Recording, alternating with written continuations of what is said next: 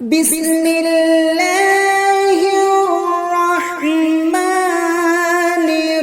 রহিম।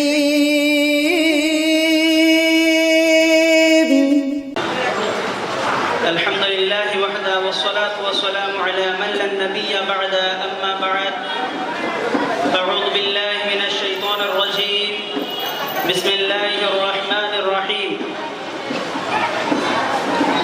ইন্নাস সালাতা তানহা আনিল ফাহশাই ওয়াল মুনকার ওয়া লা যিকরুল্লাহি আকবার আল্লাহু ইয়া'লামু মা তাসনাউন। উপস্থিত সম্মানিত শ্রদ্ধেয় এই সভার সভাপতি সাহেব এবং আমার সম্মুখে বসে থাকা দূর দূরান্ত থেকে আগত শ্রোতাবৃন্দ, সমস্ত প্রশংসা সেই মহান আল্লাহ সুবহানাহু ওয়া তাআলার নিমিত্তে, যে আল্লাহ রাব্বুল আলামিন আমাদেরকে প্রত্যেক বছরের ন্যায় আজকেও সালানা জালসা অর্থাৎ বাৎসরিক জালসার আয়োজন করার তৌফিক এনায়েত করেছেন।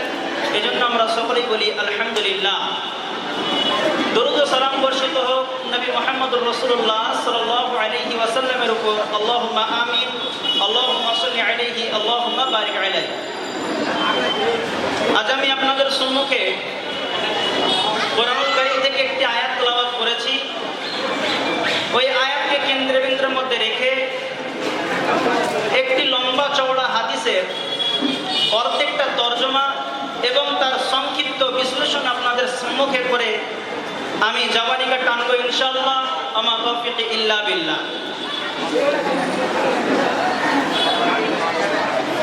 মুআজ বিন জাবাল রাদিয়াল্লাহু তাআলা আনহু তিনি বলেন, ক্বালা আওসানি রাসূলুল্লাহ সাল্লাল্লাহু আলাইহি ওয়াসাল্লাম বিআশরি কালিমাতিন। আল্লাহর রাসূল সাল্লাল্লাহু আলাইহি ওয়াসাল্লাম আমাকে 10টি বিষয়ে ওসিয়ত করলেন, অর্থাৎ উপদেশ দিলেন। ক্বালা, আল্লাহর রাসূল সাল্লাল্লাহু আলাইহি ওয়াসাল্লাম বলেন, লা তুশরিক বিল্লাহ, লা তুশরিক বিল্লাহি শাইআন ওয়া ইন কুতিলতা আও হুররিকতা। মুআজ বিন জাবাল রাদিয়াল্লাহু তাআলা আনহু তিনি বলছেন যে আল্লাহর রাসূল সাল্লাল্লাহু আলাইহি ওয়াসাল্লাম আমাকে 10টা বিষয়ে ওসিয়ত করলেন। তার মধ্যে প্রথম যে ওসিয়তটা ছিল সেটা ছিল এই যে তুমি আল্লাহর সঙ্গে কাউকে শিরিক করবে না বা কোনো জিনিসকে শরীক স্থাপন করবে না। ওয়া ইন কুতিলতা আও হুররিকতা, যদি তোমাকে কেটে টুকরো টুকরো করে দেওয়া হয়, আও হুররিকতা ওয়া হুররিকতা, অথবা তোমাকে যদি আগুনে জ্বালিয়ে পুড়িয়ে ছাই করে দেওয়া হয়, তবুও কিন্তু তুমি আল্লাহ সুবহানাহু ওয়া তাআলার সঙ্গে, তার পবিত্রতার সঙ্গে তুমি কাউকে শরীক স্থাপন করবে না। ছোট্ট একটা উদাহরণ দিই, তাহলে আমরা বুঝতে পারবো যে শিরকটা কত বড় গুনাহ। কেন আল্লাহ রাব্বুল আলামিন তার রাসূল সাল্লাল্লাহু আলাইহি ওয়াসাল্লাম জানিয়ে দিলেন যে যদি তোমাকে টুকরো টুকরো করে দেওয়া হয়, কেটে ফেলা হয়, অথবা তোমাকে জ্বালিয়ে পুড়িয়ে ছাই করে দেওয়া হয়, তবুও কিন্তু তুমি আল্লাহ সুবহানাহু ওয়া তাআলার সামনে বা আল্লাহ সুবহানাহু ওয়া তাআলার সঙ্গে কাউকে শরীক স্থাপন করবে না। আল্লাহ সুবহানাহু ওয়া তাআলা কোরআনুল কারীমের মধ্যে বলেছেন সূরা নিসার মধ্যে, ইন্নাল্লাহা লা ইয়াগফিরু আন ইউশরাকা বিহি ওয়া ইয়াগফিরু মা দুনা যালিকা লিমান ইয়াশা ওয়া মান ইউশরিক বিল্লাহি ফাকাদ ইফতারা ইসমান আযীমা। আল্লাহ সুবহানাহু ওয়া তাআলা শিরকের গুনাহ ব্যতীত রেখে সমস্ত রকমের গুনাহকে যাকে ইচ্ছা আল্লাহ রাব্বুল আলামিন maaf করতে পারেন বা maaf করে দেবেন। যদি তিনি চান আপনার জীবনের সমস্ত গুনাহকে আল্লাহ maaf করে দেবেন, ইল্লা শিরক, শিরক ব্যতীত রেখে। শিরকটা তাহলে কত বড় অপরাধ একটু আপনি চিন্তা করে দেখুন।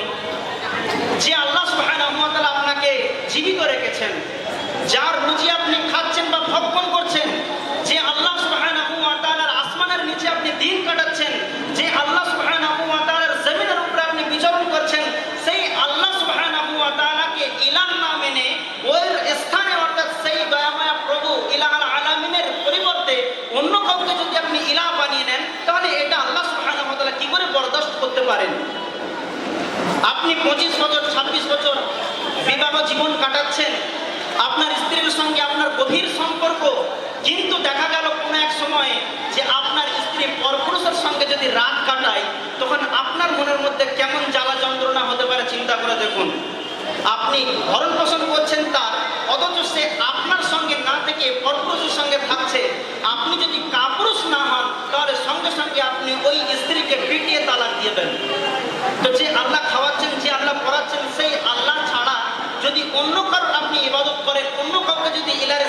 বসান, তাহলে সেই মহান আল্লাহ সুবহানাহু ওয়া তাআলা কি করে সেটা সহ্য করে নিতে পারেন? এজন্যই তো তিনি বলেছেন যে শিরকের গুনাহ ব্যতি রেখে সমস্ত রকমের গুনাহ আমি মাফ করতে পারি বা মাফ করে দেবো। যদি শিরক করতে করতে কোনো ব্যক্তি মারা যায় তাহলে তার গুনাহ আমি মাফ করব না। দ্বিতীয় নসিহত সেটা কি? ওয়ালা তা'বান্না ওয়ালিদাকা ওয়া ইন আমারুকা আন তাখরুজা মিন আহলিকা ওয়া মালিকা। তুমি তোমার পিতার অবাধ্য হয়ো না, পিতামাতার অবাধ্য হবে না।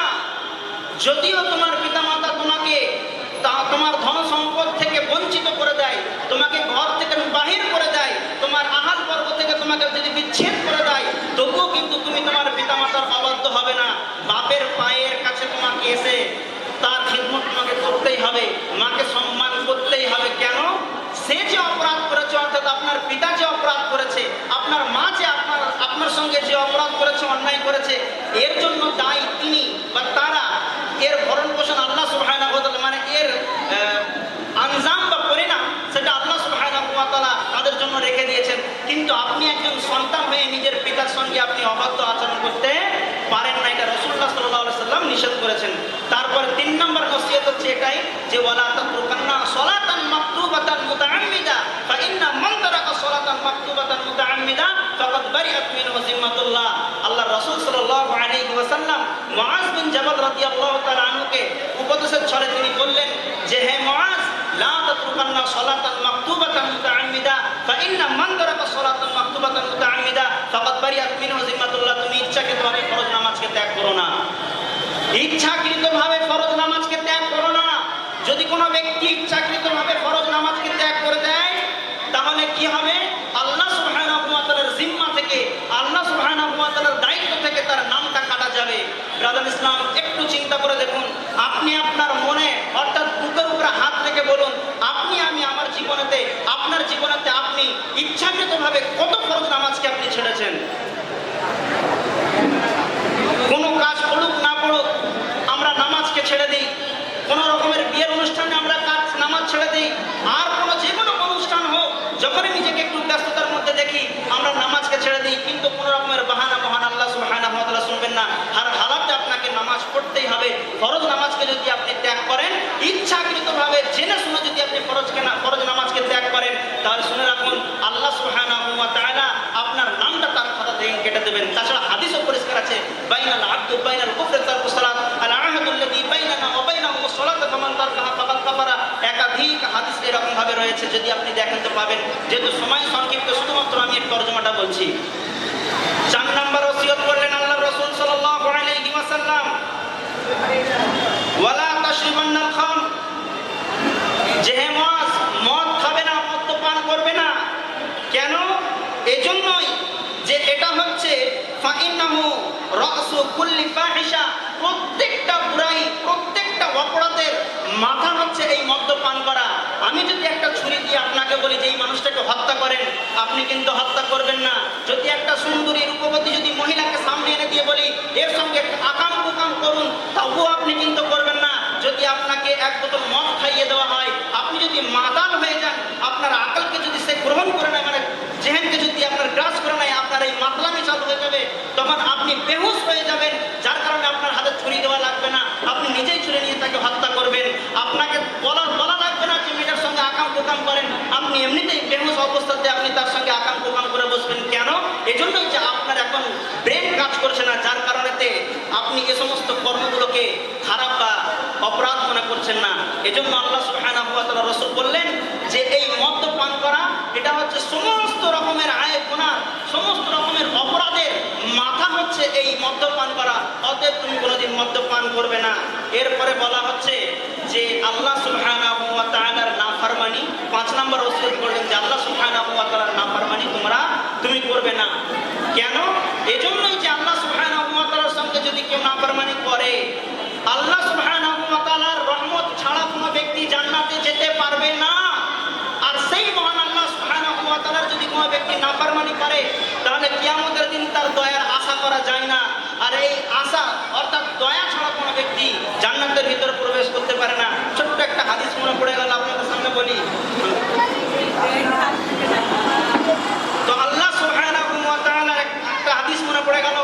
রাসূলুল্লাহ সাল্লাল্লাহু আলাইহি ওয়াসাল্লাম তিনি বলেন যে আল্লাহর